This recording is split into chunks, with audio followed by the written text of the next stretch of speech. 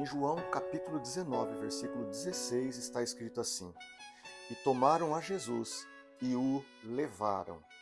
Jesus tinha estado durante toda aquela noite em uma agonia enorme no Getsêmani.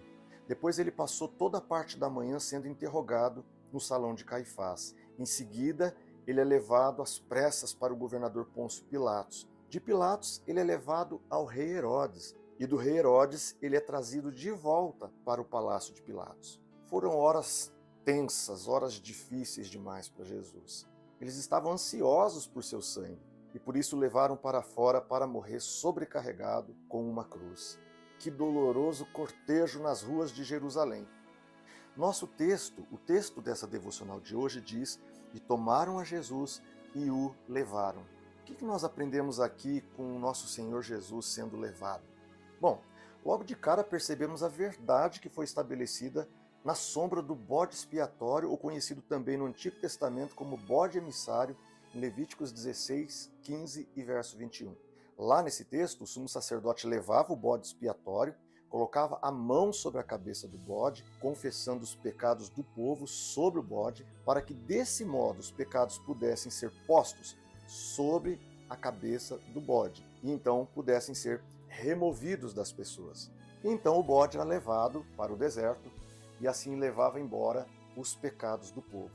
Então vemos aqui Jesus perante os principais dos sacerdotes, que pronunciam sobre ele, declaram sobre ele culpado. O próprio Deus imputa nossos pecados sobre ele, porque está escrito em Isaías 53:6, que o Senhor fez cair sobre ele a iniquidade de todos. E Paulo escreve em 2 Coríntios 5:21, dizendo o seguinte: Aquele que não conheceu o pecado, o fez pecado por nós. E assim o nosso Senhor Jesus foi levado pelas ruas de Jerusalém até o Calvário, levado como substituto pela nossa culpa. Suportou o nosso pecado sobre os seus ombros. E dessa forma vemos Jesus, o nosso grande bode da oferta pelo pecado, sendo levado pelos oficiais. Por isso, nessa devocional, eu quero que você se sinta seguro. À medida que você olha para a cruz sobre os seus ombros, lembre-se, isso representa o seu pecado sendo levado. Há somente uma maneira pela qual você pode dizer se ele carregou o seu pecado ou não. Você já colocou sua mão sobre sua cabeça e confessou o seu pecado e confiou totalmente nele? Se sim, então seu pecado não reside mais sobre você. Ele foi transferido por abençoada imputação à pessoa de Cristo Jesus.